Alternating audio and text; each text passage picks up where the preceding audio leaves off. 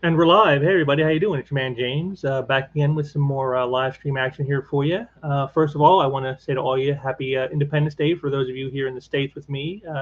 Hope you're having a really good day and that you had a nice little maybe family get together, cookouts or going to movies, whatever you did. I hope you had fun. And if you're watching this postscript, I hope you had a wonderful Fourth yesterday. So, and I hope it was a good time for everybody. I'm getting to this today. This is one I've had planned for a while. I was hoping to get to it last month, considering the topic involved, but just didn't happen. I was too busy with other things. Some of you may even know of that. I was busy, especially in the last week or two, with the art interview and sale by Dan Lawless on the Comic Art Live channel. I have it linked below down there in the description section for you who want to check that out after you watch this stream here. But yeah, I was real busy with that stuff, and so even when I'm not doing streams like this and everything, there's always stuff going on, folks. So never think for a minute that we're not doing stuff or we're not keeping up with what's happening around here. There's always stuff going on, but just turned out I wanted to get this one in before the end of the month, but turns out it didn't happen that way. The best laid plans of mice and men, after all.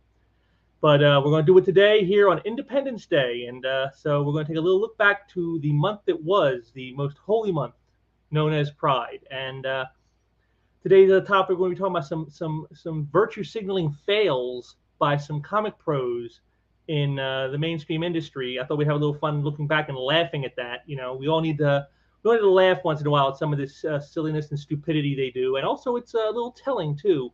But I think it's a good thing overall, because when you look at what they say and things that are happening, you'll see that perhaps the culture wars that which we've all been a part of the last several years are starting to turn against the wokes, scolds, and all those types, the Karens and the bots and the stands, all those people. It's starting to turn against them because they're even turning on their own, as it were. And we'll get into all that. But again, I just want to take a moment here and thank you all for joining me today. I hope you, like I said, I hope you had a really good holiday. And yeah, let's just get right into it, because, like I said, there's a lot to get into. I've been saving this stuff up for over a month.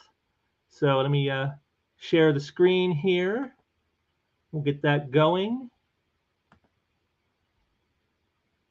And there we go. And as you can see, again, like the whole topic here today is on the holy month of Pride, which we all know what that's all about. It's just lots of people talking about a certain alphabet community gets to basically shove what they do into everyone's face for an entire month. And this is nothing new for comics. It's been going on for a while. And again, we're going to take a little bit moment here to glance back at some recent stuff in the not too distant past. Here's one, of course. They made Harley Quinn and Ivy, Poison Ivy lovers, of course, because girls can't just hang out and commit crimes. No, they have to have a latent sexual attraction there, because otherwise, why would girls just want to hang out? Same thing with guys too. Why would guys want to hang out if there's not the option of sex involved? Just totally ridiculous. But and again, this is just the beginning. Here's Vixen becoming a sexual predator, because she decides to have relations with the opposite sex. Then just another one that not very well thought out. Of course, there's Tim Drake, Robin. They made him into a bisexual boy, but that's not enough. They got to go and try to go back into history and say, well, no, Batman had like a bisexual type of vibe at one point too. See, which of course would really make the entire character completely different. I mean, when you see some of those classic stories with him, in the Batcave with Dick Grayson, or in the bedroom with Dick Grayson, in some of those like 40s and 50s comics, where like they were seen as him being a fatherly figure. If he's bisexual, well, then that takes on a whole new context now, doesn't it?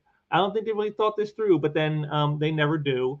And of course, how can we talk about Pride without bringing up the bisexual son of Superman and his amazing techno homo dream cape here with all the colors of the rainbow, and then some. You see, they got to have the black stripe in there for the LGBTQ people of color, as if they're somehow a different thing from other LGBTQ people, or if they're separate from other people in that way. It's like if you're part of that community, you're part of that community. What does the skin color matter? That's the whole point. But again, you can't expect much sense out of any of this stuff because it's never done with sense in mind. It's always done with agenda in mind. That's what they do this for. And, you're going to find no better place for that than this right here.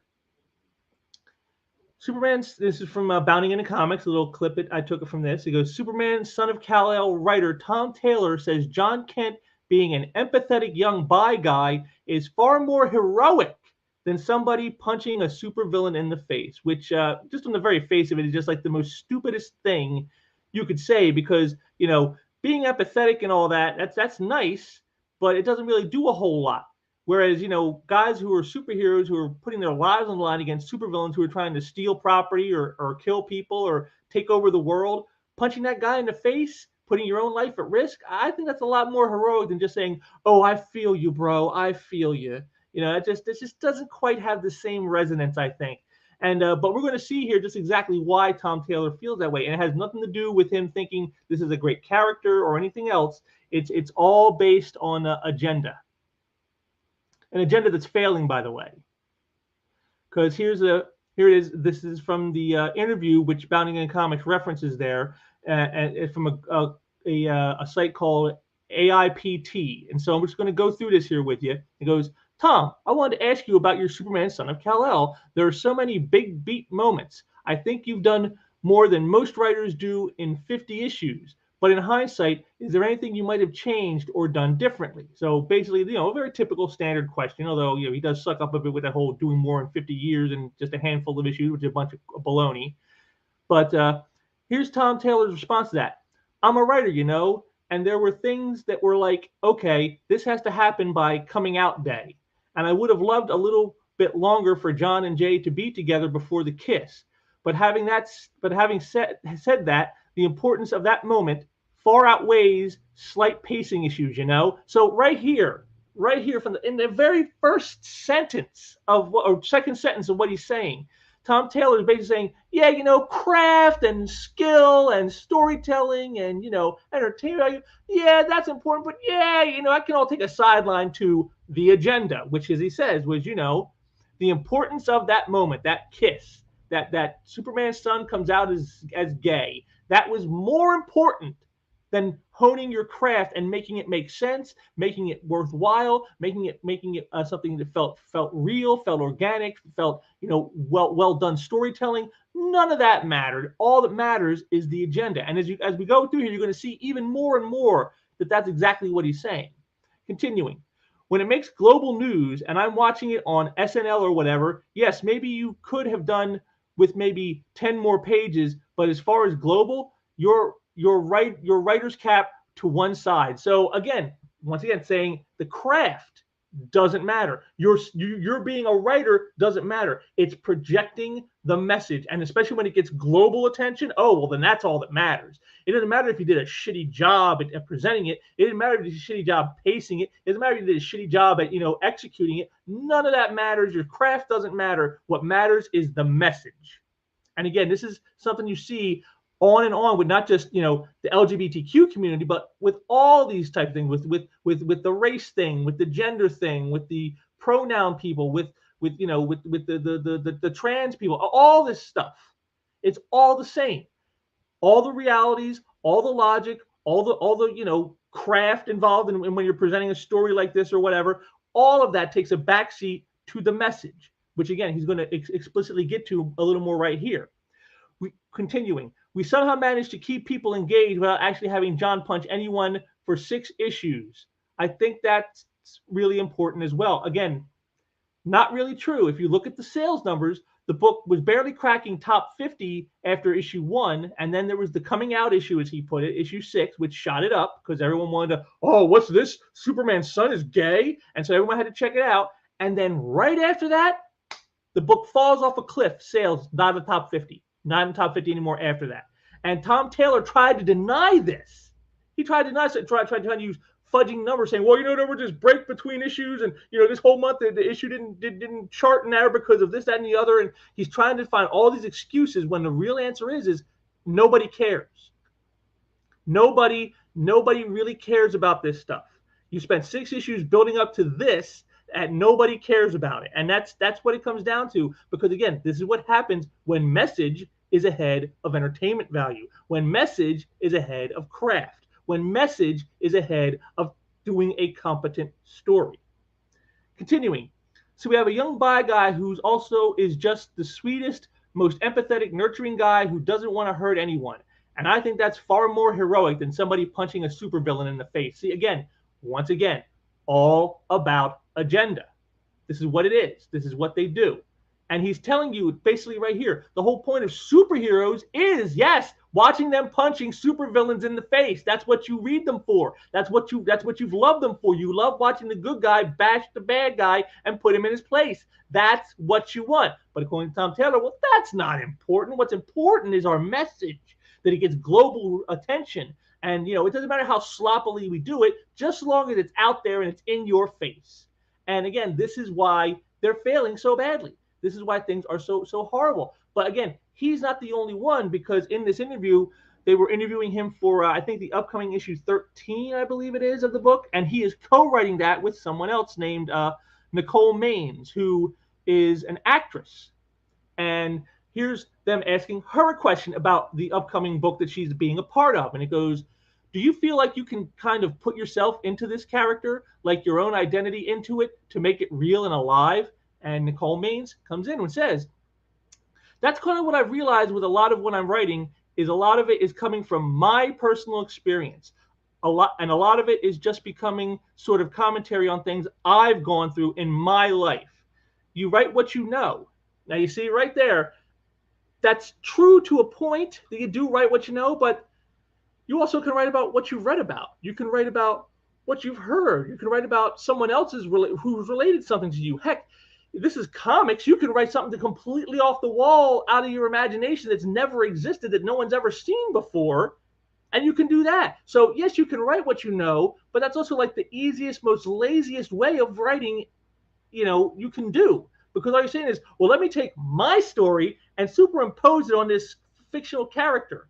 That's easy. But saying, well, I'm going to try to tell the story of a character that isn't me, that isn't all from my perspective, that isn't all from my experience, that isn't all about me and my personal journey, and I'm going to have to go out and try to make this character interesting to people, that's a lot harder, And there are great writers who have done that, where they've written about characters that they have nothing in common with, but yet they wrote great stories. Why? Because they understood the characters and they understood what writing is.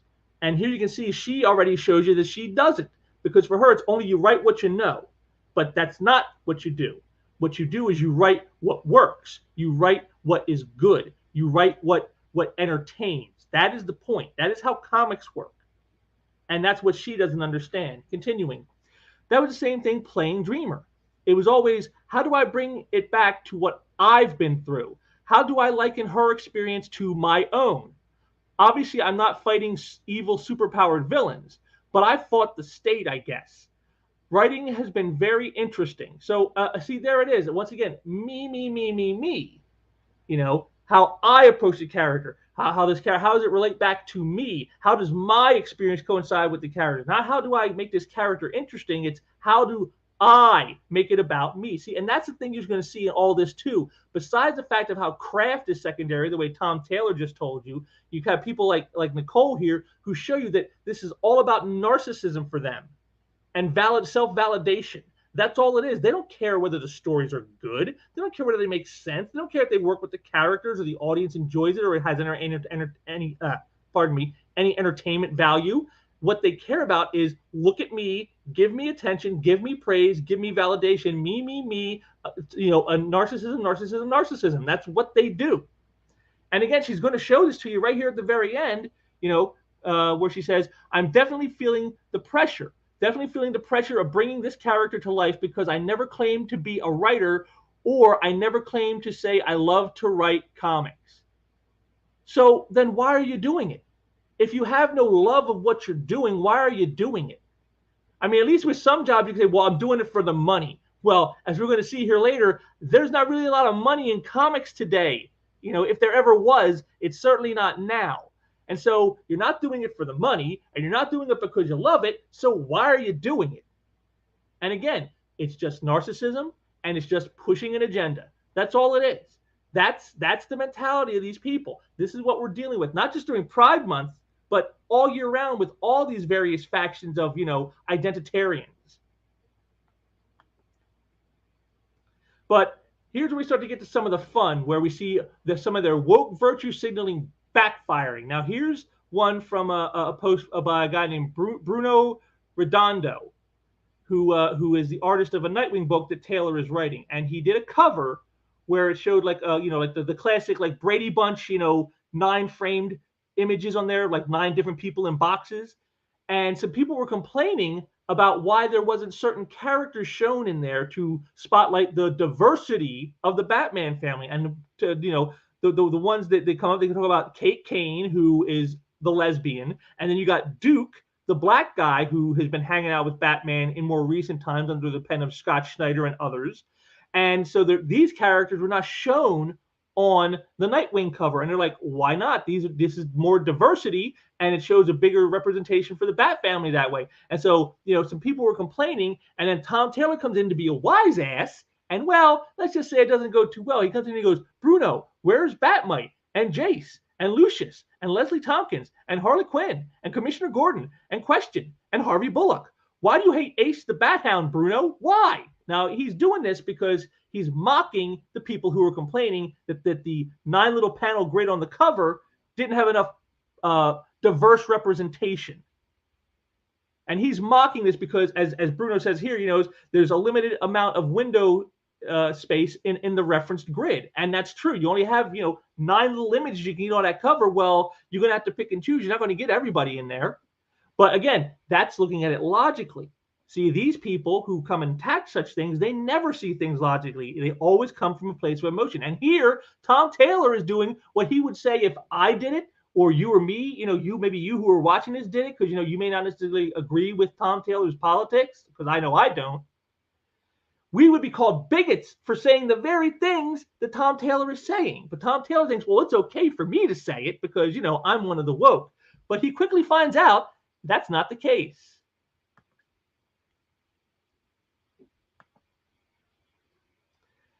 See, here you go, this guy, FTO down here. You can see with a little rainbow avatar down there at the bottom. And he goes, you're comparing a black person to ask these, you're comparing a black person to ask to all these characters. A black person that Bruce sees as his son. The F is your problem here. And so here he's getting blowback for making this comment. Because, you can see here, you can see that the grid panel here in this image where it shows what the cover looks like. And so then Tom Taylor said, context is key. I was responding to Bruno, who was responding to someone asking why Kate Kane and Duke weren't on this Nightwing cover. He joked about the amount of windows, except he didn't joke about it. He basically told the truth. There's only so many spots, and there's so many characters, and only so many, openings on the cover. Can't get them all in this way. Sorry, And he goes, but the upshot is Kate and Duke haven't been in our Nightwing series yet. So here he's trying to now kind of brush it off. Oh, no, come on, man, context. But never mind that if it was you or me who said the very same thing that Tom Taylor did, would we get benefit of doubt of context that he's asking for here? Hell no. We would be bigots. But yet Tom Taylor doesn't. Oh, you just got to understand the context, son. You're not getting it. And again, because he's being attacked by his own. But he doesn't dare do what he would do if it was one of us. If one of us attacked Tom Taylor for saying that, he'd just ream us a new one or he'd block us. But he can't do that because, well, this person is one of the woke. I can't attack the woke because then that will get me canceled. But even this isn't enough because what ended up happening? Okay, jumping off for a bit. We'll check in to promote our new Nightwing on Tuesday. But there's way too much negativity. Taking a break. Cheers. And so he goes and hides. Tom Taylor runs and he puts his tail between his legs and he runs. Again, you got to remember, this is the same type of people that his type has been catering to for the last several years in this industry. These are the people that they wanted. This was the audience they demanded. They wanted to replace us evil right-wing bigots with. Whereas these people, and now that they're turning on them, look at this. Oh my God, he can't take it, and he runs and he hides like the coward he is. Because in the bottom analysis, all his type are cowards. They have no guts.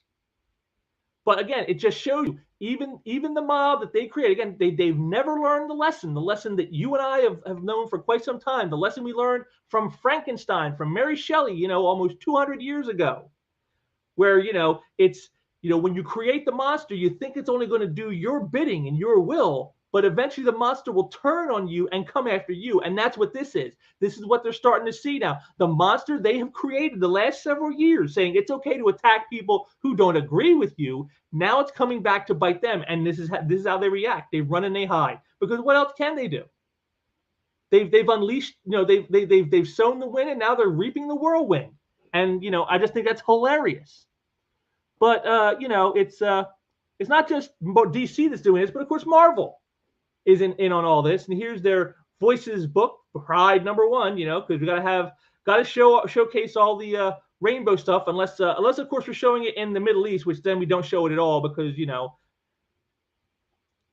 that's how all the companies are. Yeah, we're going to show our rainbows all month long in June everywhere except the Middle East, which kind of tells you how much they really believe all this nonsense. But of course, the one that just came out was this, the gay Spider-Man web weaver. I mean, and look at this. Look at this design. I mean, the hand on the hip with the hip thrust tilt. You got the eyelashes on the eye lens of the mask. And look at that spider design. Look at the way it's on his back. It's like it's pointing to his butt. I mean, did anybody, where was the editors? Where were the people who watch it, look at this stuff and go, oh, wait a minute, that doesn't quite look right. Wait a minute. I mean, who thought this was a good idea? And this character that they're going to be unveiling in a couple months, guess what his occupation is? He's a fashion designer. I mean, could you get more stereotypical? Could you go out? Could you try any harder to find the gay stereotype? Oh, look, an effeminate shaped guy who is an interior decorator and a fashion designer. Oh my goodness. It's like every stereotype in the book wrapped up into a single character saying, well, let's give him spider powers. And it's hilarious to me. And, not only does this like weaken the Spider-Man brand with all these endless, tokenizations. Here's gay Spider-Man, and you got Miles Morales. Here's Black Spider-Man, and you got Gwen Stacy. Here's female Spider-Man. And then you got this one here. Here's this Spider-Man. And you got, what is it, with Silk? I think she's Asian, I think. There's Asian Spider-Man. All these different versions of the same character to try to get quote-unquote representation and diversity. And all they do is water down the main brand. And again, what's special about this guy? Is there anything, did we know about it? Is there some special reason that they had to do this? Well, according to the writer, Steve Fox, he goes, something I realized immediately when conceiving Webweaver is he can't and shouldn't represent all gay men. No single character can. Now, that's a good point, and it's true. But looking at that design you just saw, well, isn't that exactly what they're trying to do? They're using every gay stereotype they can think of to try to incorporate into this character. Say, see, he's gay. He's gay like you. See, gay man. See, gay women. See, he's gay. He's gay like you. I mean, that's all that is to make it so flamboyantly stereotypical that you can't help but think to yourself, oh my God, he's gay. He's gay like me. That's all it is. It's ridiculous. And again, he comes down here and says this next bit, which made me laugh out loud the first time I saw it. He goes, his fearlessly femme identity is central to who he is, but it's not the story, which is code for, yeah, it's going to be the story is that he's fearlessly femme. I mean, again, you saw the design. You saw the pose they put the character in the design. I mean, that's all this is going to be about is he's gay. Look, it's Spider-Man. It's like Spider-Man, but he's gay.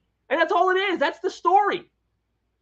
How could you say it could be central to the character and not the story? Like, well, what's central to Peter Parker? Well, his overdeveloped sense of responsibility. Yeah, that's central to the character. If that's not, but yet that's also a part of the story. That is the story. It's about this guy who has hyper sense of responsibility on him because of a mistake he made when he was a kid. That's it. That's his story. So that the thing that's central to the character is the story. So if his fearlessly femme identity is central to the character, then it's central to the story. So no, it is the story. So again, just total lacking of understanding. I mean, did he read what he said before he wrote it? I mean, did somebody write this for him? I mean, I just don't get it. And again, he doubles down on it later, right here. Surprise, I had the huge gay honor of helping to co-create Webweaver, who will make his debut in Edge of the Spider-Verse #5 this September. So wait a minute, you just got done saying his being gay isn't the story, and yet it was a gay honor to develop it? Why would it be a gay honor? Why did you say it was an honor to create this new version of a character? Or so? You could have said that, but no, it was a gay honor. So you got to, again, the message. You got to hit over the head like a club with the message. See, he's gay. See, it's Spider-Man, except he's gay. See, he's gay. But, oh, that's not the story, and he doesn't represent all gay men, but he's fearlessly feminine. That's central to his character, which, of course, is central to the story. But it's not about that, but it is. I mean, I just couldn't stop laughing at this. You know, this is like the worst rollout I've ever seen for characters since the New Warriors in 2020.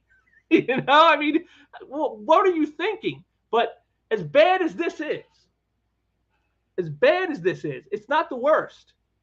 This was the worst right here.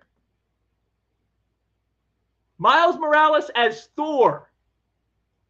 And again, just like with Webweaver, they go the most stereotypical route you can go. I mean, look, he's got his shit kickers on there, his high tops. He's got the faded haircut. He's got tattoos. You got the Rainbow Bridge and Mjolnir got graffiti on it. I mean, you know, he doesn't have a cape, but he has a hoodie. I mean, it's every stereotype you can think of about the quote unquote supposed black culture all thrown into this, and it only gets worse. It just gets worse. This is as bad as this. It gets worse. Look at this.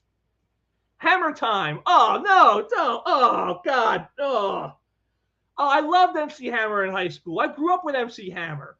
And now you're going to have Hammer time because you get it? Because MC Hammer's black. Get it? That's the joke, people. See, he has Hammer time because he has a hammer, but it's also Hammer time because MC Hammer's a black man. He's famous. And black people really like him because he's a rap artist. I mean, just totally ridiculous. You know? Here's another one. By Odin's Fade. I mean, you know, who thought this dialogue was a good idea? By Odin's Fade. And here's the funny part about all of this. If you see the character of Odin in here, who of course has to be black, because this is Miles Morales' Thor, not the real Thor. So the Odin in here, he has a beard. So you could say by Odin's beard because he has one. But the Odin in here who's black is bald. His head is shaved. So he doesn't even have a fade. He's bald-headed. So by Odin's Fade, that what, doesn't exist? What is this? Even in the context of their own story, it doesn't make sense. But that's what this is. This is how they try to placate. They're telling you this is what we think of black people. This is what we think of that group of people. This is what see their fades, because they all wear their fades, like the way he's got his hair faded here. You see with the little carving in the side of the head and the way it fades back. Oh, that's the black thing, right? That's what they all do. Of course, the worst of all is this. It gets no worse than this. I mean, here he is in Asgard. Look at this. You got the half a car with being pulled by a ram. You got, you know, look at that. Sneakers on a telephone line. You know, you got graffiti all over the buildings. I mean, it's like saying, hey, let's take the hood and make it Asgard. And yeah, and just and the dialogue here is the absolute worst. I mean, again, it's cringe beyond cringe. You know, of all the 5 realities, Asgard is his hood. For Miles, you can tell he's just that good. I mean, they're trying to do rap. They're trying to rap his origin in the opening page. I mean, only thing you're missing is someone doing a beatbox. I mean, come on. How much more stereotypical can you get than this? It's like they're not even either they're not even trying or they're trying to offend. I mean, oh my God. I mean, you could. You know, white supremacists, actual white supremacists, not the way they use the word today for anyone that disagrees with them, but actual white supremacists who believe that the white race is superior to all others. Even they couldn't come up with something this bad. They would look at this and go, wow, man, that's really kind of racist. I mean, good Lord. And, you know, rightfully so, Marvel got dragged for it. The more I see that image of Thor Miles Morales welcoming Hood Asgard, the angrier I get. because of how tone deaf it is. Living in the ghetto isn't fun. Graffiti isn't street art or murals. It's dark, dangerous, violent urban decay, and Marvel thinks black people like that. Yes, yes, this is what they think of you. So all of you people with darker skin who are watching this is what these companies and the people working for them think of you. They think this is what you're about, this is what you know, this is how you live, and this is how you have to be represented. They think they're doing such a great thing. And again, but this goes back to when you see them attacking people. Like, if you had like someone like, say, a Candace Owens or a Larry Elder, someone who's black, but they don't fit this stereotype that they're pushing, they attack those people. Which again, if it was any other circumstance, they would say it was racism to do that. But yet it's not racism when they do it, because see, they know what black people are all about. See, they're about the hood and fades and high top sneakers and graffiti and rap. That's what they're all about. So therefore, we'll do all that. And if anyone who's black that doesn't do that, well, then they're not really black, because, well, they're not doing what the black's supposed to do. Blacks are supposed to be into this stuff. You see, Gene, that's what they think, that you're supposed to be into this stuff. So you not being into that, you thinking that it's not a great thing, they would say that you're not really black. That's hilarious. Here's some more. What if Thor was black? Immediately gives Asgard a drug problem. What did the creators mean by this? I love it. Immediately gives Asgard a drug problem. Yes, is there guys on the corners of Hemdale Boulevard and Sixth Avenue selling some dope on the corner? I mean, you'd expect to see that in this. The way they've done this, it's so horrible. But again, this shows you the disconnect. These people in the industry today, the mainstream, this is what they think. They think that if you don't agree with black people or whatever, or you don't agree with this group, you're a bigot. But here they are, the most bigoted people, because they only see them in stereotypes.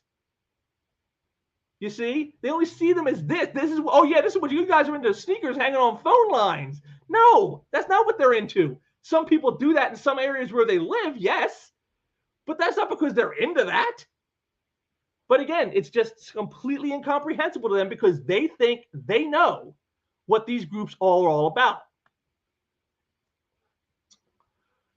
But this was my favorite one that I saw.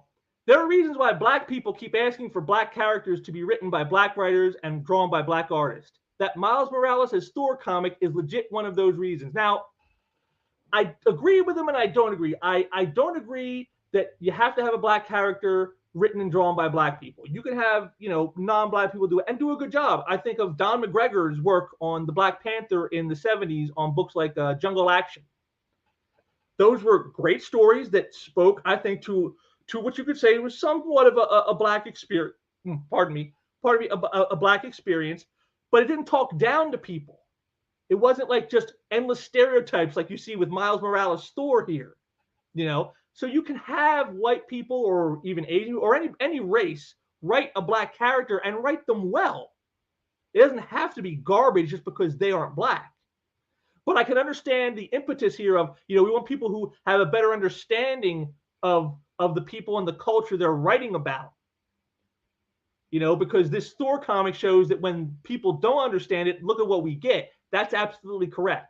But I love their little bit at the end here in their follow-up. He goes, should have just drawn homie eating watermelon and fried chicken as well, in my opinion.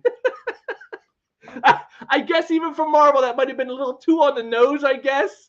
I don't know. They didn't have that in the book, but I don't know why. They used pretty much every other, stereotype you could think of except that one. I guess for even Marvel, that was a rainbow bridge too far. But this is it. This is the thing. They do not understand what it is they're talking about.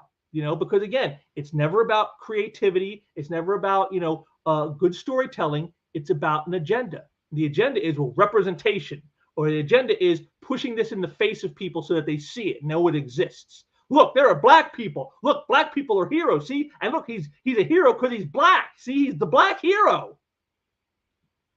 And this is what you end up with. And the people that they're catering to, the people they're aiming this at, this is their reactions. Even they're looking at this going, what the hell? You know, like, were you put up to this by the Klan? Did they pay you to do this?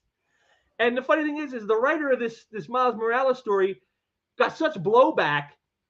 He apologized profusely and then said he was going to donate the money he was paid to some like charity or whatever for black folks or whatever, some kind of like just something for some kind of charity that way.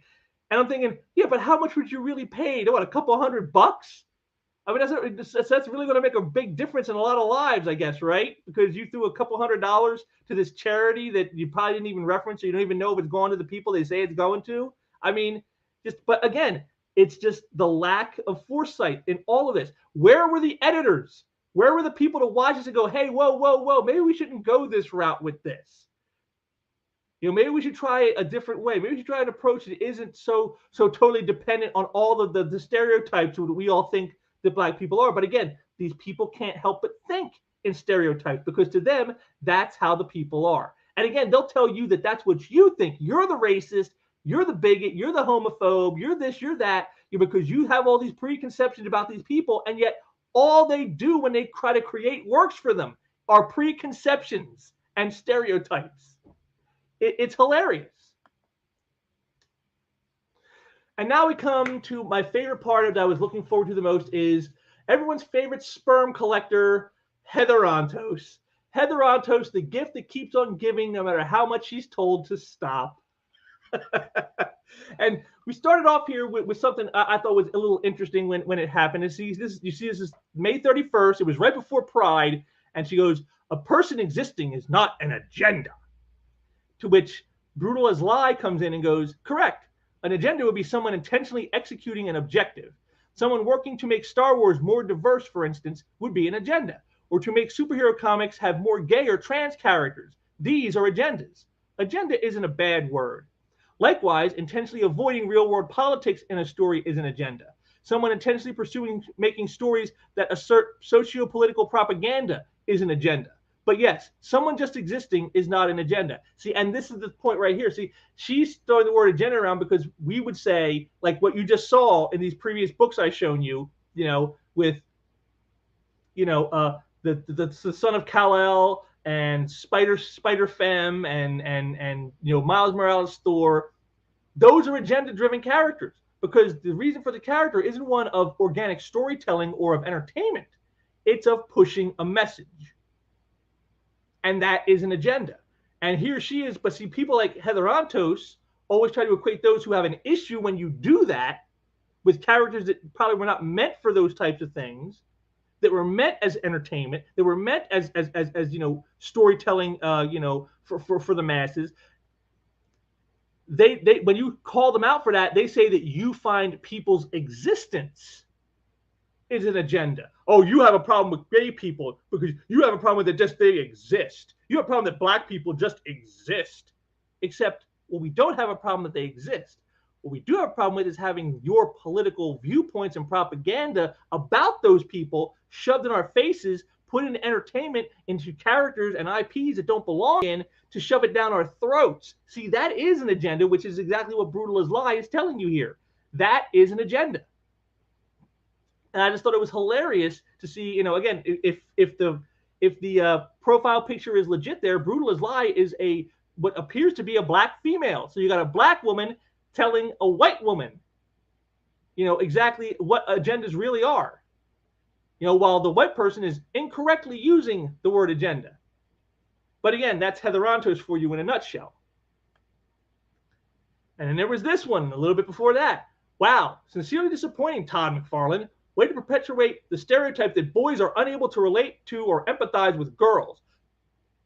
Now, that kills me because these are the same type of people who tell you, well, we have to get rid of Tony Stark Iron Man because he's a white male and not everyone is a white male. So we're going to put in Riri Williams, a black female teenager, so that it can be more relatable to black folks. And we got to get rid of, the white Nick Fury and put in black Nick Fury because, what black people can't understand Nick Fury because he's white. He doesn't look like them. So if the characters don't look like the people that are reading them, well, then they can't really relate to that. That's why we need more representation. That's why we need more diversity. Because, black people can't relate to white characters. They can only relate to characters that look like them. They can't empathize with people that don't look like them. So the very thing that she's accusing McFarlane of, because what this all came about was Todd McFarlane had said that he was going to do toys, but he was going to focus on toys that boys actually would sell to. They would actually sell to the boys. And there are certain characters he has in his stories that are female that if he made a toy, it's not really going to sell in the stores. He goes, maybe it's some rare variant you can order special online or something. Maybe I could do that. He goes, but to flood stores with this character in toy form, it's not going to sell because the boys aren't going to buy it. And I'm not going to waste time and money and effort doing that. And this is what she's upset about, saying, well, he's perpetuating the stereotype that you can't relate to something if it doesn't look like you, by the same people who've told us for years now that, well, we got to get rid of all these historically, classically white characters and icons because people of color can't empathize and relate to them because they don't look like them. So, I mean, she's going against the very antithesis of everything they've been doing the last several years. But I love the ending here. Toys don't make serial killers, but toxic masculinity certain has a proven track record of doing just that. So understanding your market is toxic masculinity. Understanding how things sell is toxic masculinity. I mean, that could explain why their book sales and the books that she works on sell for shit because, she's trying to avoid toxic masculinity, I guess. But it's funny, in trying to avoid it, they actually create it. People like Heather Antos create toxic masculinity. So yeah, toys don't make serial killers. People like Heather Antos do. Again, the reality of how they view the world is so upside down. It stymies the imagination, But the big one was this. Now, the little preface on this is something that happened, again, just before Pride Month. Heather Antos goes on the warpath to attack a friend. And this friend was crowdfunding a book called Fiendish, which I'll show you here in a moment. And Irene, I forget her last name. It's very, very, very Strykalinsky or something like that is how it's pronounced. She went onto a live stream with certain people that Heather Antos doesn't like, especially one person who is the Voldemort of the mainstream comic industry, whose initials are E, V, and S. She went on there to promote her campaign of her crowdfunding book, Fiendish, and they actually helped her meet her goal and far exceed it, in fact. That's what Voldemort and his minions did. And because of this, Heather Antos gets butthurt. And she goes, absolutely heartbreaking to witness someone you used to respect, admire, and call a friend actively choose to align themselves with extreme toxicity. And then, the little peanut gallery member comes in. Did that friend join Comicsgate? Heather Antos. Yep. So there it is. It doesn't matter. This is her friend now. She said it herself, friend. And she's dragging her friend because she went onto a live stream to promote a work to get it funded because it's her dream. Meanwhile, what has Heather Antos done to promote said book for this person? And this is a friend? Again, I've told you before, these types of people do not understand the concept of friendship. This is why so often they don't refer to people as friends. They refer to them as allies. Are you a good ally? Because they don't understand friendship. And again, she's going to show you this right here. Jimmy Palmiotti steps in and he goes, I try to call out privately to that person and have an honest conversation, making my POV clear and at the same time trying to understand what made them go that way. They deserve a chance to explain. The least I can do for someone I consider a friend. Now, again, that's perfectly logical. I like that. That's good. Yes, if you think your friend's making a mistake or they did something you think was wrong, yeah, privately talk to them about it and have the discussion. That's great. That's what friends are supposed to do. Here's Jimmy Palmiotti. He understands what a friend actually is, I guess. But in comes Heather Antos to show you that she doesn't. Yeah, when someone chooses to align themselves with those who have personally attacked and harassed me, come after my friends, career, and private life, there's no extending an olive branch of understanding from me. So again, we go back to all of this. She said, all the time she got death threats and she got harassed and insults. This all stems back to, I think, what was it, 2015, I believe, with the infamous Milkshake Girls picture, where her and a bunch of other assistant female editors at Marvel took a picture of them drinking milkshakes, and there was 100 comments left on it. And of those 100 comments, 3 were negative. 2 of which I believe were just like, you're a bunch of fake geek girls. That's basically what they told them. You're fake geek. You aren't real fans of comics. You don't really understand comics. You don't really care about these characters. You're fake geek girls. 2 of the 3 were that. So based on that, suddenly now she's a victim of toxic masculinity and harassment and hatred and blah, blah, blah, blah, blah, blah, blah. And over the years, she's attacked many other people, including actress Gina Carano, including, He Who Shall Not Be Named, EVS, including anyone, fans who criticize her work. There's the famous one where someone asked about, does she know when this book is coming out? She's working on it. She's the editor of this Marvel book at the time, and they asked, do you know when this is coming out? And she's like, no, I don't. She goes, and you're lucky I even got it off to the printers. I mean, this is her mentality. And then this person wants to talk about being harassed and attacked when these are the things that she does. This is how she interacts with the consumers, with the readers. And again, she's doing this to what she says is a friend. So can you imagine what she would do to someone who isn't? That is what these people are about. And here's the book right here, Fiendish. It's a Stryshalinsky, Irene Stryshalinsky. So she's the creator of this. And this is the book that got funded thanks to Voldemort and others like him. People that Heather Antos doesn't like. Meanwhile, Heather Antos and her crew did absolutely nothing to want to try to help get this book funded. So that shows you how much of a friend she truly is. But of course, she wasn't the only one to do this. Butt pirate and a famed Asian hater, Mark Brooks, also came out of the woodwork to concern troll. He goes, your work is very good, but let's be clear. Your work, whether mainstream or indie, will be why you succeed or why you fail or succeed. Success through joining a cult of personality is hollow and short-lived. It's not real. You're too talented for them. They know it. You should too. In addition, you seem to focus heavily on malignant narcissists in your timeline.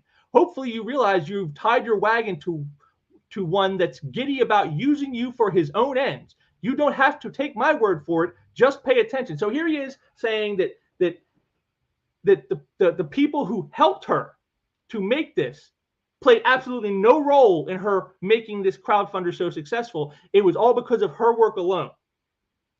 And that she's too good for them, and that she needs to be smarter about who she hangs out with, because, this guy, he'll use you for his own ends. Never mind, that's exactly what guys like Mark Brooks do with people like with Irene. That's exactly what they do. They use these people as a cudgel and as a shield from criticism from their own bigotry. This is what they do. When you have a problem with a creator, and the creator happens to be of a racial minority or some kind of social minority, like gay or whatever, and you criticize them for their work or perhaps even their behavior online, Mark Brooks is one of the first ones to come out and say, well, that makes you a bigot. Now, whether you have any validity to what you were saying doesn't matter. You're criticizing a marginalized person. Therefore, you're a bigot. And that's how they use these people for their own ends, to silence dissent of them and their critics. That is what they do. So again, all projection here. Everything he says about her, about what she did, is exactly what he and Heather Antos and their type do all the time. They are the cult of personality because they all believe the same thing. You have to walk in lockstep with our beliefs. And there's your cult of personality and malignant narcissism, and using people who are of a certain category for their own ends until those people are no longer useful, and then they'll throw them under the bus quite easily. See, again, this is everything they accuse you of is what they themselves are guilty of. But Irene, I gotta say, I didn't back Fiendish, but after reading this next string of tweets by Irene here, it makes me sorry I didn't, because this woman has cojones, let me tell you. So we're gonna try to fire through these quickly here. If you consider someone a friend, then you wouldn't be silent for years only to message them with veiled threats just as their dream project is coming true. When you respect someone, you don't try to ruin them over simply speaking to people you don't like. Oh my God, that is so perfect. This is exactly what I was just talking about. This is how they use people like Irene. They use people like her to cudgel people like me and perhaps you and others, and she's here calling out exactly what they do. They don't do anything to help these people. They just use them when it's beneficial to silence their critics. That's it. That's all. And she's calling this out. I love this. And again, this is just the beginning of her epic smackdown on these people.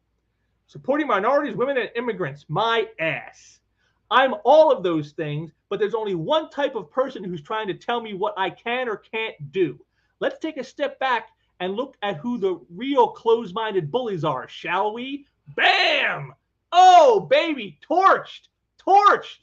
Oh, man, there it is. She's calling them out straight up, saying you don't care about these groups you say you care about, except for telling them who they can hang out with, who they can associate with, who they can talk to, who they can work with. You're the only ones telling me what I can and can't do. And that is, they are the true closed-minded bullies. People like Heather Antos. In conclusion, nobody tells me what to do. Nobody controls me. I'm going to go where I see the positivity and the passion for comics that I never found while in the mainstream, and where people don't try to force my obedience and submission. I'm going to go where I am free. Bam. And that's exactly the point. This is the real point of all the stuff that Heather and others said about her. This is what they are trying to control her, and she will not be controlled, and nor should she be. She is absolutely correct that nobody should tell her what to do. And I like that she says she goes where the positivity and the passions for comics is. And that is not the mainstream. That is absolutely true. I love this woman. She's just totally put the smackdown on these people. But as time went on, other things were happening behind the scenes, and Irene had to speak out about those as well. Just found out people have been DMing my followers with nonsense, trying to make them unfollow me. So I'll just say everyone is welcome here. I have nothing but love. Keep trying to ruin me with childish games, and I'll keep making great comics and ignoring the hate. Now, see, there you are. Again, remember, Irene was supposedly a friend to Heather Antos. And now she is DMing people, her followers on social media, telling them to unfollow her, to ruin her career. The same Heather Antos who cries that people have tried to ruin her career. And here she is doing the very same thing. What did I tell you? It's all projection with these people. They do the very thing they accuse you of. And again, Irene called it straight out. The ones who claim they are the most anti-hate and anti-harassment are also the ones instigating harassment and trying to drag others down for the slightest individualism. Strange how that's been my experience every time. You see, again, this is the point. It's all groupthink, This is your cult of personality, is the anti-harassers, the anti-haters. They are the most hateful and harassing people because everything is ideological. And anyone who breaks the ideological form must be punished. I can deal with bullies and gaslighting. I speak my mind and ignore them. But you know what really infuriates me? All the people I know who want to speak against cancel culture but can't because they'll be ruined for the tiniest squeak. Those people are why I will never kneel. Get fucked. They fucked with the wrong little Asian girl. Good night. Bam. I love it. Mwah. Perfection, Irene. Perfection. Keep that spirit, girl. And that's exactly correct. That everything she said there is absolute truth. This is what these people are about. You must conform to the orthodoxy. And if you don't, you will be either silenced or rooted out and destroyed. And that's why there are people probably are some people still in the mainstream who are against all this kind of stuff that I just showed you here, but they say nothing because they know if I say anything, I'm next on the chopping block. And I like, though, that she said, but that's why she will never kneel to these people, because for those people, she is not just fighting for herself, but for all those who want to be individuals but feel they can't for fear of persecution. And I so totally respect this. This is what we need more of, and this is what we're getting more of. See, we're starting to see more and more of this. And again, from people who you wouldn't expect. No, it's not just straight white guys who are saying this. This is a immigrant Asian woman who's an immigrant Asian woman who's saying this, and she isn't the only one. Here's Gabe Abe, who is a brown man. He is Arab by ancestry, and so he is a non-white person. He would be part of the marginalized people that the people like Heather Antos so much say they care about. And in this, Gabe not only blasts Heather Antos for her bullshit, but he even calls out exactly why it is. And I'm going to show you that right here. He goes, Heather Antos, you're an untalented coward and bully. You have not, and never will be a comic creator. Ethan Van Sciver and Comicsgate are good folks that have the character to speak the truth about the evil of woke. It's not too late for you to quit humiliating your ancestors. I love that. Humiliating your ancestors. But then again, if she would throw a friend under the bus without conscience, concern, or care, I don't think she would care about what her ancestors would think either. Continuing. Until you and other woke narcissists tell Marvel and DC to quit paying Vita Ayala $75 per page while Greg Rucka got $500 per page in the same month, you don't care about diversity. You care about ego as you virtue signal and say and play liberal savior. And there is that classic image from Game of Thrones, the white woman being held aloft by the black and brown people who praise her name. And that's exactly what it is. It's all narcissism. These people do not care about marginalized people. They do not care about the people they claim to care about. He called it out here. A white man like Greg Rucka getting $500 a page, while Vita Ayala, a black woman, getting $75 a page. I thought we were against that kind of stuff, right? Isn't this the wage gap? Isn't that what that is? And if you want to say, oh, well, it's because Rucka's a proven track record. He's got lots of great stories. He's proven his worth, whereas Vita Ayala hasn't really had a big super hit of anything. Oh, wait a minute. You're saying merit matters? I thought merit was just bigotry. According to these people, it shouldn't matter how good or bad you are at your job. We should all be paid the same.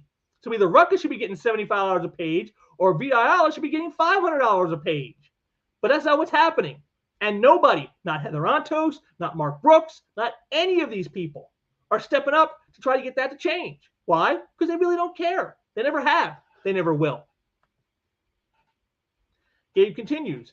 We minorities are not the props for your self-appointed egomaniac liberal saviors to show off how kind you are.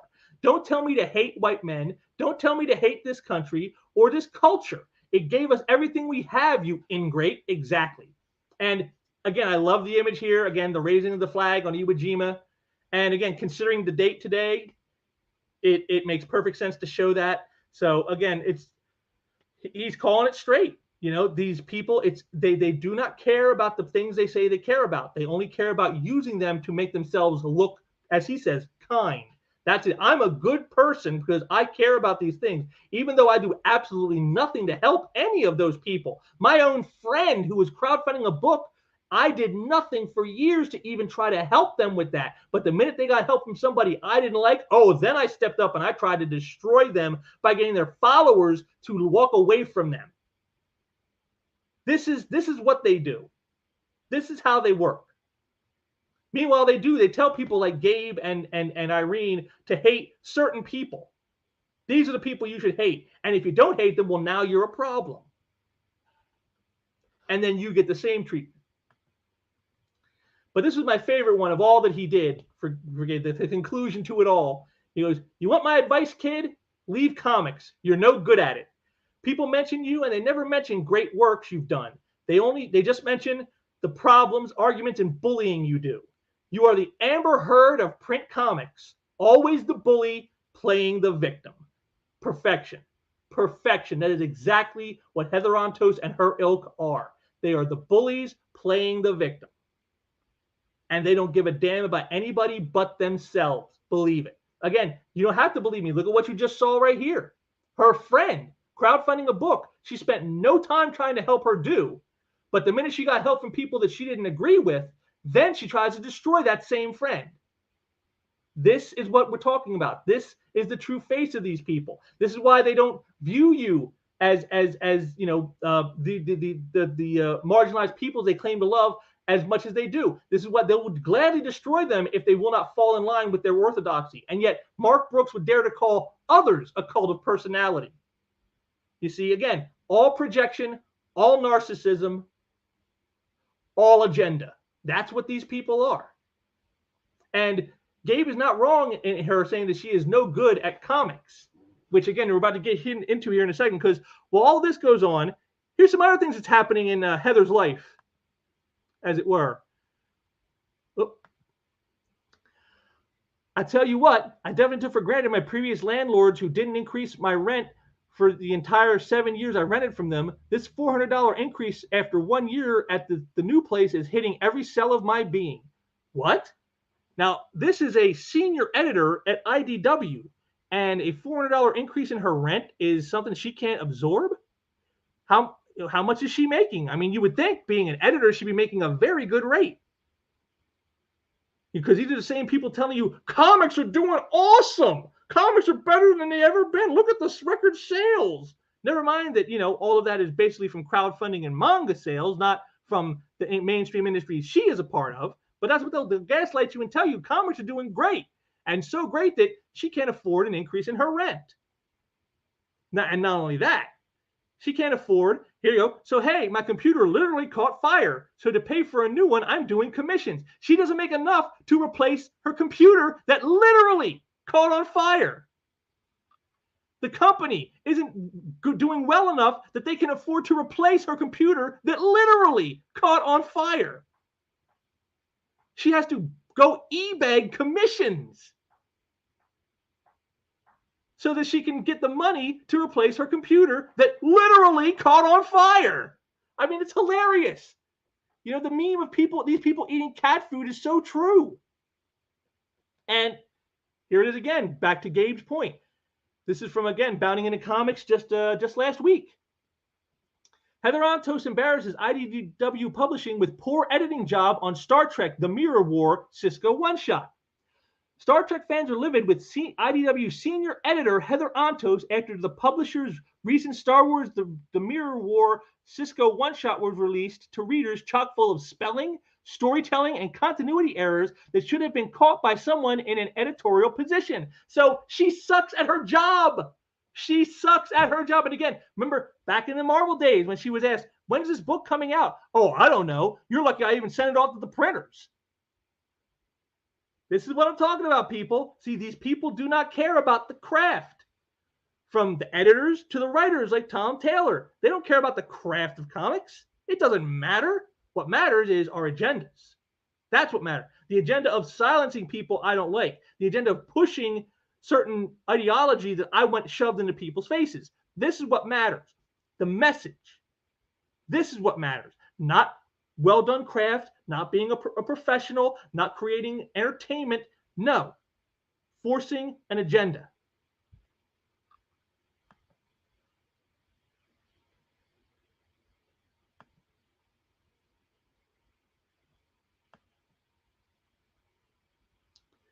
And again, I took a little more from the Bounding into Comics thing here, where it says here, last month, Heather Antos made news after deciding to subtweet her former colleague, artist Irene, Stryszczylinski, over her decision to join Comicsgate.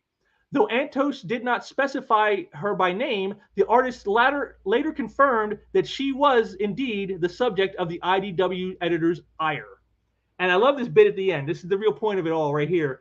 Ultimately, it appears as if Antos is spending a little too much time worrying about who everyone in the industry is talking to and not enough learning the basic background information of the book she's editing. And there it is. That's exactly true. And to me, in her mind, I'm sure for Heather Antos, her real job is being the gatekeeper, is monitoring who people are talking to so that if they're talking to the wrong person, I can get them canceled. That is what she sees as her job. Making sure that books are on time and that the books are correctly edited and there's not spelling and continuity errors in the books. That doesn't matter. Who cares? It's more important I know who's talking to who and go after the ones that I don't agree with. This is their mindset. And this is how we know that we're winning, because even as they're doing all this, you saw they can't afford to replace a computer that catches fire. They can't afford rent increases. They can't afford anything. These people are living, they're whining and crying. I can't make a living in comics anymore. Why is that? Oh, could it be because of stuff like this? No, that can't be. It can't be because I suck at my job and I'm too busy being a Twitter warrior all day long instead of doing what I'm supposed to be doing on the job. No, that can't be it. It's got to be those evil racist bigots in Comicsgate. It's got to be those people over there, those white men with their toxic masculinity. That's what it has to be, because there's no other explanation for it other than that. I mean, it's utterly ridiculous. And of course, she doesn't just extend it to the comic world, but even outside the comic world. Abort the Supreme Court. Gee, I wonder what that's in reference to. Could it be the recent repealing of something that her and other birthing people are upset about? Could that be it? And then next, burn it all down. Oh, wow, gee, isn't that snip, motherfuckers? Oh, so again, remember, this is coming from the same person who complained about death threats and harassment and threats of violence on them and people trying to destroy their lives and livelihood. And here they are. Now, I'm sure that a certain date in the first month of the year from last year, she would say those people deserve to have the book thrown at them and be locked away forever for their violent insurrection. But yet here she is calling to abort and burn down the Supreme Court and threaten violence on men here, and yet somehow that's not the same thing? You see, again, I told you, everything they say you are guilty of, they themselves are doing. This is how they operate. These people they're beyond, they're hypocrites, but it's beyond hypocrite. It's beyond that. I mean, we had to come up with a new term because hypocrite just doesn't seem strong enough. And again, it's not just her, it's anybody. I found this just rolling through Twitter. Here's this person with SJW writing their user handle. They're obviously having a beef with someone. And they go, "You have proven with your vermin-like Twitter responses you are subhuman." Now, I don't know. Doesn't that sound kind of, I don't know, Nazi-esque? Isn't that like how Nazis think? And yet this person claims to be someone who cares about, marginalized people, and here they're attacking someone that, I don't know who they are. I mean, they can't tell by the user handle who they are. This could be another woman. This could be a black person. This could be a gay person. And they're calling them vermin-like and subhuman? And you could say, well, maybe it's because they had a beef or something. Okay. But I found another one from roughly the same time period. Here you go. Someone goes, of course it's harassment. You just imagine that you're extra good in measure of how much you can harass people you don't view as people. And it feels good. So basically saying that, you know what you're doing is harassment. You just think that you're justified because I'm a better person than you are. So therefore, it's okay for me to treat other people I think lesser than this way. And right here, without any kind of denotation of a joke, you're right. I don't view you as a person. And again, here it is. Comicsgate is a hate group. I'm sorry, who's the one referring to people as not persons and calling them vermin-like and subhuman? I mean, I don't know about you. That sounds more like a hate group to me than anything else. But again, it's always different when they do it. It's always justified somehow when they do it. When we do it, we're doing it to the right people. Oh, there's the right people to say that aren't human, that aren't real people, that are subhuman. There's a right type of people to do that too. I didn't realize that. See, I thought that was wrong all the time. Silly me. And of course, we're coming to the end here, and here's Tamara Bonvillain, or Bonvillain, as I think should be more pronounced, because that's exactly what they are. Comicsgate is trash, and you're trash if you support it in any way. Again, this was why they attacked Irene, because support it in any way. So by going on to a stream with them, it doesn't matter whether they're helping you or not. It doesn't matter whether they're treating you kindly or not. It doesn't matter whether you're promoting a book that is all inclusive and diverse and blah, blah, blah. None of that matters. The fact that you're even hanging around those people, you're even associating with those people in any way, you're trash. And again, remember, Irene is a female Asian immigrant. Something that this white bitch here supposedly would say they care so much about these marginalized peoples, these marginalized groups. We care so much so that we'll call you trash if you talk to somebody we don't like. And this is how you know you're winning. This is why everything is going wrong for them. This is why you had Roe versus Wade overturned. This is why you have flagging sales in the industry. This is why you have so many of the things that they're all upset and butthurt about right now, this minute, is because of this mentality right here. You say you care about X, Y, and Z, but then when X, Y, and Z doesn't conform to what you demand they do, then all of a sudden they're trash. And they can see this, and people are catching on. And that's how you know we're winning, because this is what they never learn. Right here, good old Morpheus. What if I told you you are doing the same thing you accuse others of doing? Exactly. Heather Antos, I'm against harassment, except for when I harass people because I don't like who they talk to. Tamara Bonvillain, I'm against calling minorities trash unless they're minorities who don't agree with my political ideology and hate the people I hate, and then they are trash too. I mean, you can't make it up. You know, if I told you this, if I had told you all these stories, like this happened, you'd be like, come on, man, you're making it up. That's not real. That's not what happened. Come on. But it's all real, because in the end, this is how it all works now. In the mainstream, this is how it works. Modern comic book storytelling in a single meme, folks, right here. This is how it works.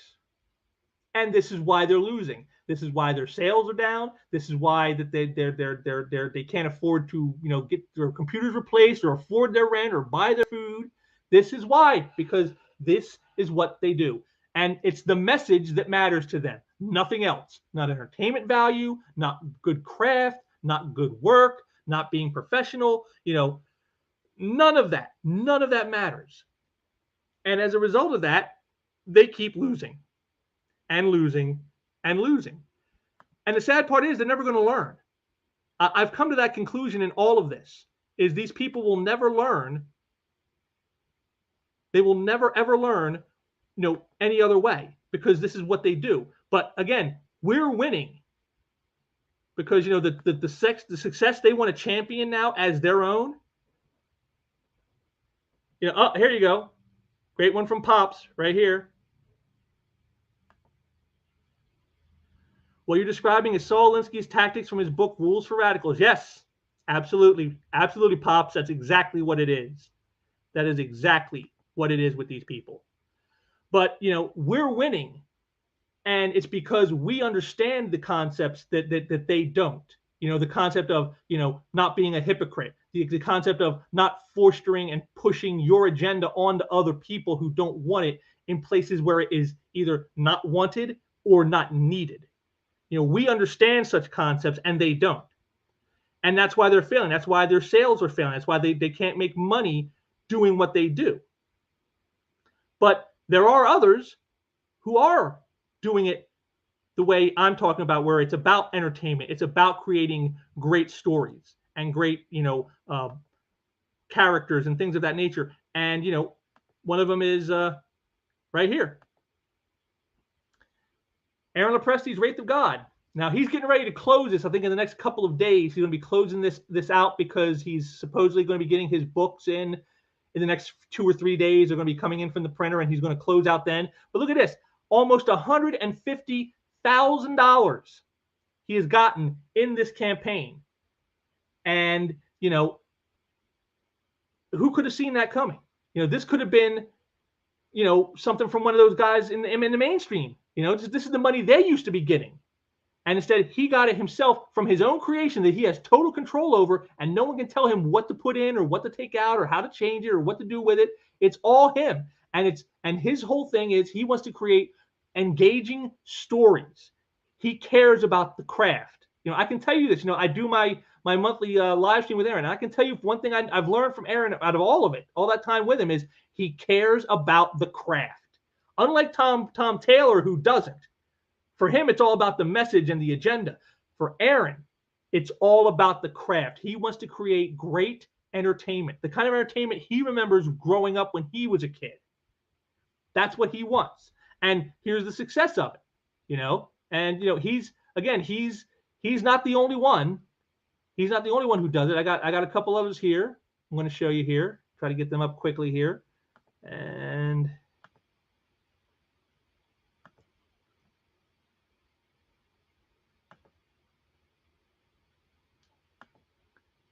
here's one from our good friend Gabe L.T. His book, Truth, Justice, American Way.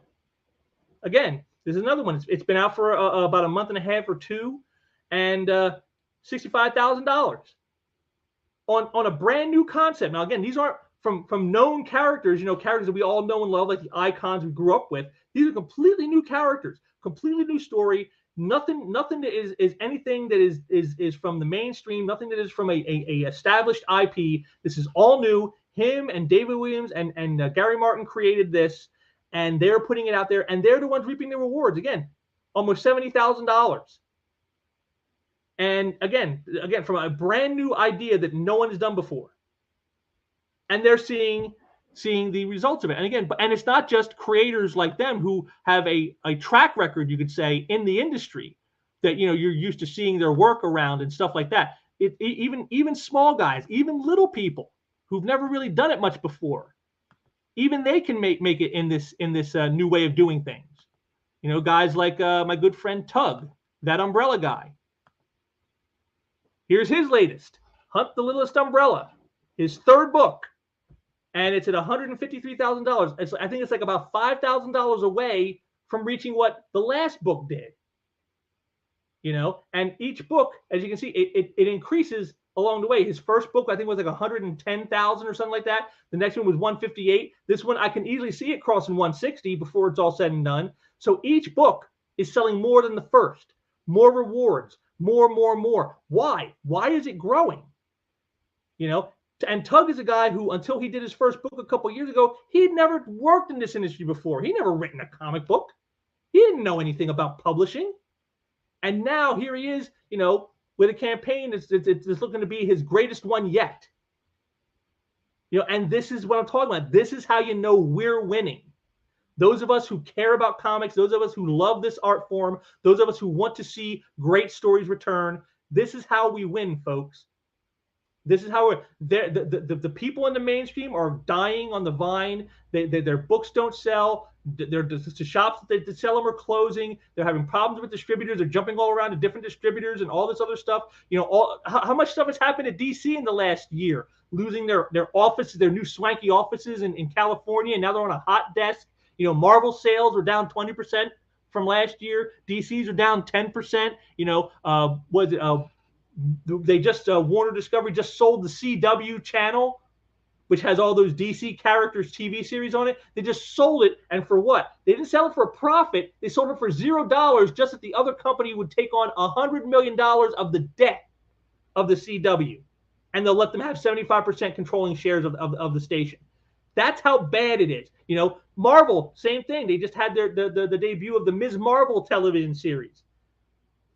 Its debut audience was half of the worst series they had before that, which was Hawkeye. Hawkeye had 1.5 million people view it on its initial very first premiere episode. The premiere episode of Ms. Marvel, 775,000 people. And they're trying to champion this as a success. That's how pathetic they are. They're saying that's a success because, well, it's the most highly critically acclaimed series in the Marvel's, television history. Because the critics gave it the highest rating ever. Well, that's a success. And while it didn't reach as many people as our other shows like Moon Knight and Hawkeye, the people it did reach, they really love it. It's like, well, as if that's so what? So the few people you got liked it, but you got half the amount of people to watch that as did Hawkeye. That's not a success. That is failure on an epic level. But they'll never accept that. And that is why they're failing. They can't accept when they've failed. And they just keep doubling down on the agendas. Meanwhile, guys like my friend Tug here just keep on chugging along, creating work that, people want to read. People want entertainment for entertainment's sake. No agenda, no orthodoxy, no identitarianism, just, hey, here's some really cool stories. And you can see the success that brings. So, while you saw all that stuff that I showed you, it is pretty bad. It is pretty awful. The Miles Morales, the Superman's son with the rainbow cape and all this stuff. It's all a bunch of garbage, but it's a sign that we're winning, folks, because they keep doubling and tripling down on failure. And they can't accept when they fail, and they keep pushing more, and they just keep driving more and more people away from their stuff, and they drive more and more people to guys like Tug, like Gabe Eltiabe, like Aaron Lepresti, all of which, who, by the way, down below there in the description section, I have links to all their crowdfunders. So if you want to jump in and join them, please do so. You can go ahead and do that and help them out. I'm sure they would greatly appreciate that. But that's how we're winning, folks. This is how we are winning the culture wars. It is shifting. 3-4 years ago, it looked pretty dark. It looked like, man, these wokies have taken everything over and they're destroying all our characters, and they're cancel culturing people out of the industry and the mainstream. We thought, could it get any worse?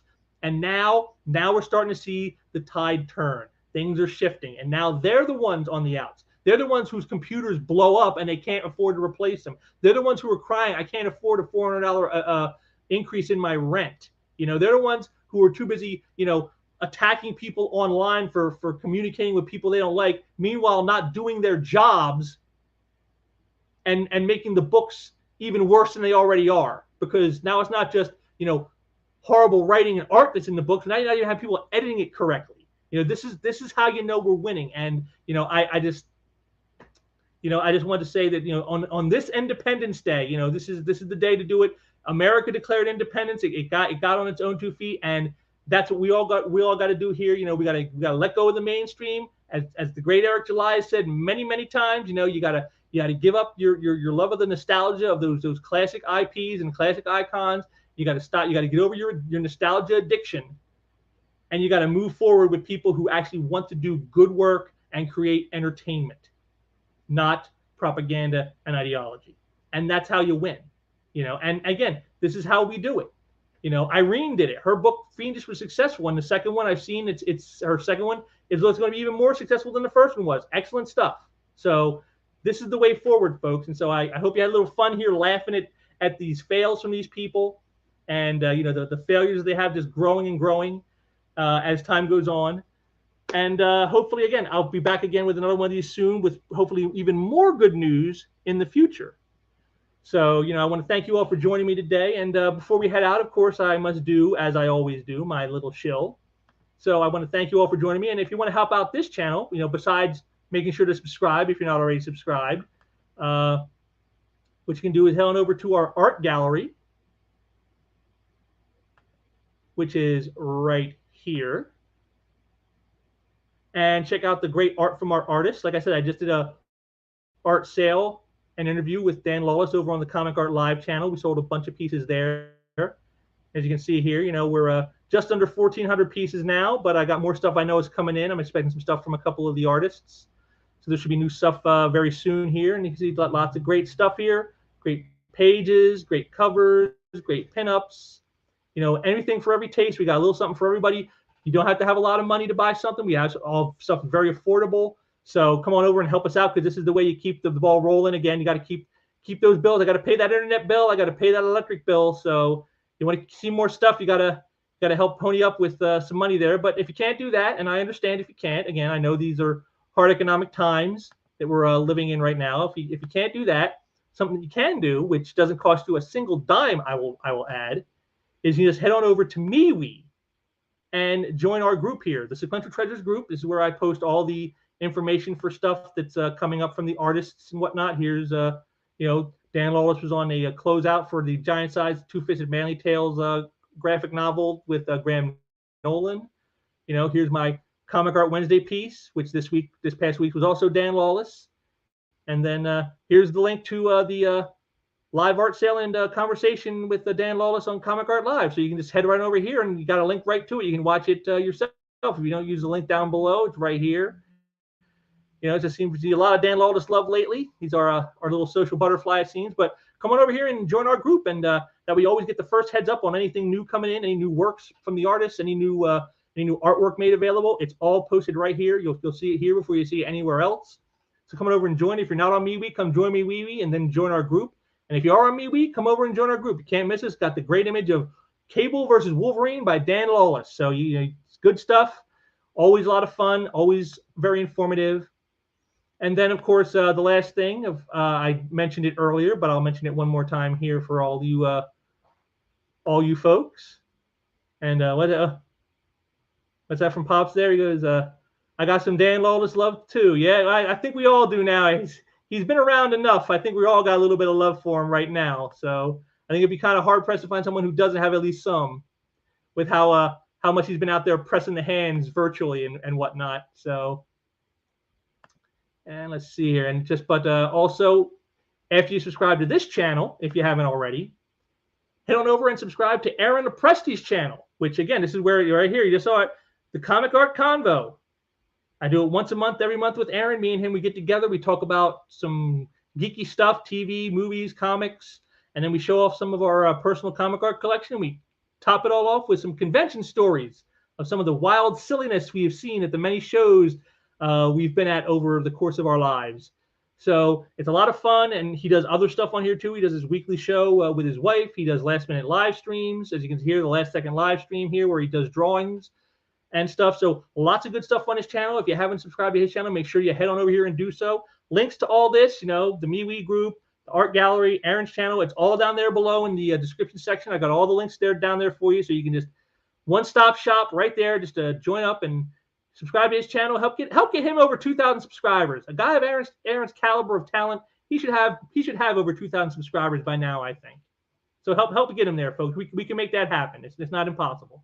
And again, make sure to subscribe here if you haven't already, so you don't miss when I do stuff. I don't do nearly as much as some guys do, but I at least try to do regular, at least every couple of weeks or so, do a live stream or a video or something here. So you always have more content coming. And like I said, a couple of the artists I know are going to be sending me art in the next week or so. So I'll have some new art of unboxing videos coming up here in the next week or two. So there's more of that to look forward to. And as for more, who knows? There's always stuff going on, folks. Like I said, the whole thing with Dan Lawless I just did, the Comic Art Live event, that was something we spent many weeks working with Bill Cox, who both Dan and I want to thank for having us on. We worked that out with him for over many weeks. So we always got irons in the fire over here, folks. So even when you don't think there's nothing happening, believe me, there's something happening. And it's going to happen sooner than you think. So make sure you subscribe to the channel here, and so you don't miss any of that. Subscribe to Aaron's channel so you don't miss our next Comic Art Convo, which will be the end of this month on July 30th. That will be the next Comic Art Convo, and it's gonna have a lot of fun. I'll even give you a little spoilers here, folks, just for fun. A little bit of spoilers. The opening topic is going to be some of our favorite done-in-one comic books that were just one issue long, just one whole story in one issue. The kind of stories they don't really do that much of anymore, and these are some of our favorites, and I think you're going to enjoy them a lot. So that's going to be our opening topic. So it's going to be a lot of fun. You're going to see a lot of great stuff. And yeah, like I said, it's always a good time, and we do this all for you guys. So make sure to subscribe to Aaron's channel, subscribe to mine. And once again, I thank you all for joining me here today. I hope you had a few little laughs at the expense of some people who truly deserve to be mocked, and maybe even learned a little something. Maybe even picked up some good ideas for some people to support in the future with their crowdfunding efforts, since they're doing exactly what they should be doing, which is creating great work and not focusing on identitarianism. So I want to thank you all again for joining me, and until next time, take care.